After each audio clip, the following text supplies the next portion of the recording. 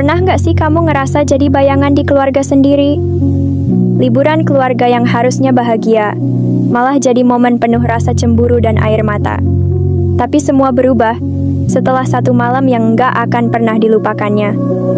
Setiap musim libur sekolah, keluarga kami punya tradisi kecil, perjalanan darat ke tempat-tempat baru.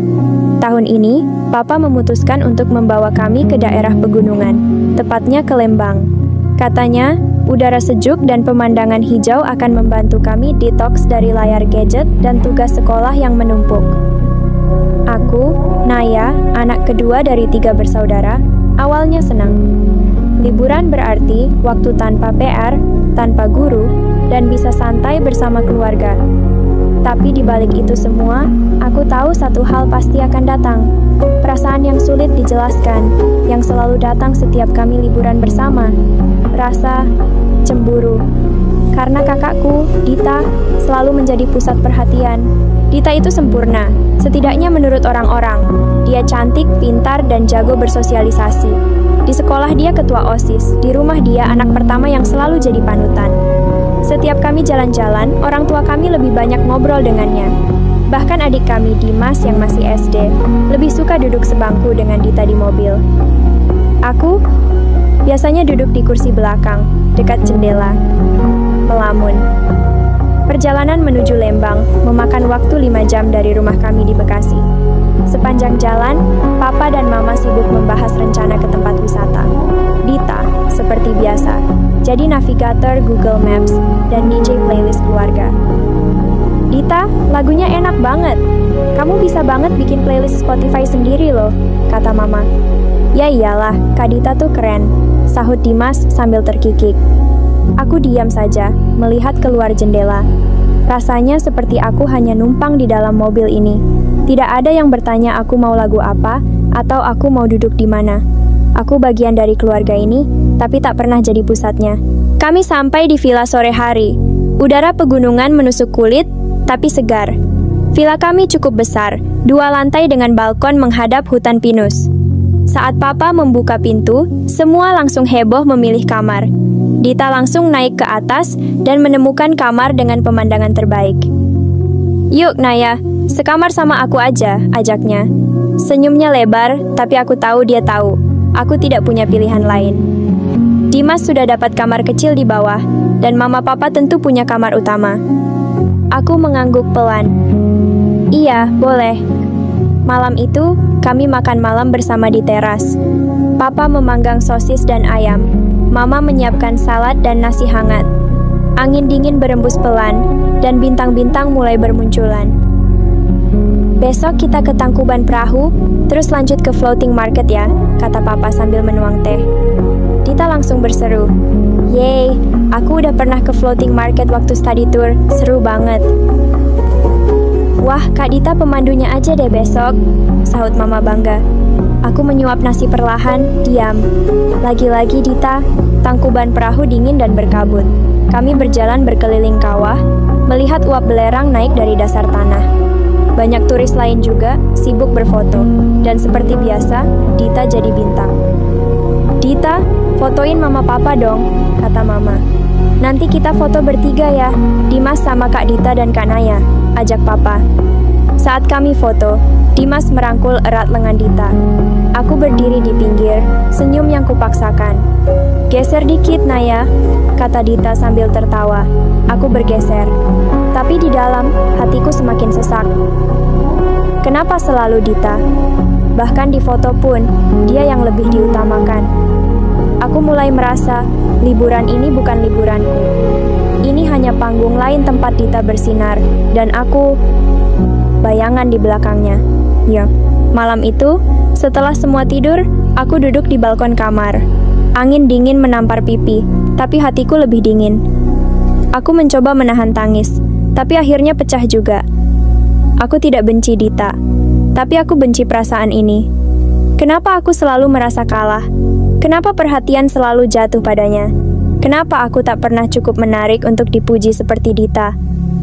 Aku tak sadar, ternyata Dita berdiri di belakangku. Nay, aku terlonjak. Wajahku basah, dan aku cepat-cepat mengusapnya. Ngapain di sini? Tanyaku dengan suara bergetar. Dita tidak menjawab. Dia duduk di sampingku, diam. Lama sekali, hingga akhirnya dia bicara pelan. Kamu cemburu sama aku ya? Pertanyaan itu seperti pisau, tajam tapi jujur. Aku ingin menyangkal, tapi mataku tak bisa berbohong. Aku hanya mengangguk pelan. Dita menatap langit gelap, seolah sedang mencari kata yang tepat. Aku tahu kok, Nay. Kamu ngerasa aku selalu diutamakan. Tapi kamu tahu nggak? Aku sering iri juga sama kamu. Aku mengernyit. Iri? Sama aku? Serius? Dia mengangguk. Iya, kamu tuh bebas. Nggak harus selalu jadi contoh. Nggak harus sempurna di mata mama papa. Aku capek loh, Nay. Tiap kali aku bikin salah dikit, langsung disorot. Karena aku anak pertama. Aku masih diam. Angin malam makin dingin. Tapi perasaan di dada mulai hangat. Aku iri kamu bisa tidur siang tanpa disuruh belajar. Bisa cerita ke mama tanpa harus dituntut selalu dewasa. Bisa nangis tanpa dianggap drama. Lanjutnya. Suaranya pelan, tulus. Aku menunduk. Tapi, aku selalu ngerasa kamu lebih segalanya. Dan aku kayak nggak kelihatan. Semua selalu tentang kamu. Dita tersenyum kecil. Mungkin karena aku terlalu banyak nyari perhatian. Padahal kamu tuh perhatian juga. Cuma lebih diam. Aku menghela napas. Malam itu kami tak banyak bicara lagi. Tapi untuk pertama kalinya dalam waktu lama, aku merasa dilihat. Esoknya kami ke floating market. Suasana ramai, banyak jajanan khas Sunda yang dijual dari perahu. Dita dan aku mulai jalan berdampingan. Bukan sekadar berjalan bersama. Nay, coba ini deh, tahu susu. Enak banget, katanya sambil menyodorkan satu tusuk. Aku tertawa kecil. Kali ini aku yang traktir ya. Gantian. Kami tertawa bareng. Dan anehnya, Mama memandang kami sambil tersenyum hangat. Dimas pun ikut bercanda dengan kami. Kali ini tak hanya nempel ke Dita saja. Kami main naik perahu air, makan es krim, dan bahkan lomba main trampolin. Papa sampai kaget. Loh, kalian akur banget hari ini tumben, canda Papa. Dita menjawab cepat. Ya iyalah, kami kan bestie sekarang. Aku menatap Dita, dan kami saling tertawa. Tak ada rasa palsu kali ini. Tidak ada iri, hanya rasa utuh. Malam terakhir di villa, aku menulis di buku harianku. Sesuatu yang belum pernah aku lakukan sejak lama. Aku tidak ingin jadi Dita, aku ingin jadi Naya. Dan aku mulai belajar menerima bahwa menjadi Naya itu juga berharga. Aku ingin lebih banyak bicara, lebih banyak menunjukkan siapa aku. Mungkin selama ini aku bukan tidak terlihat, tapi aku terlalu diam. Dan sekarang aku tahu, perasaan itu bisa berubah kalau aku berani membuka diri. Saat kami kembali ke Bekasi, ada yang berubah. Bukan hanya udara yang lebih panas dari Lembang, tapi juga suasana di rumah kami. Dita tak lagi terlalu sibuk sendiri. Dia sering mengajakku nonton film bareng, kadang tanya kabar sekolahku. Dan aku mulai lebih percaya diri. Saat Mama tanya pendapatku soal menu makan malam, aku jawab jujur.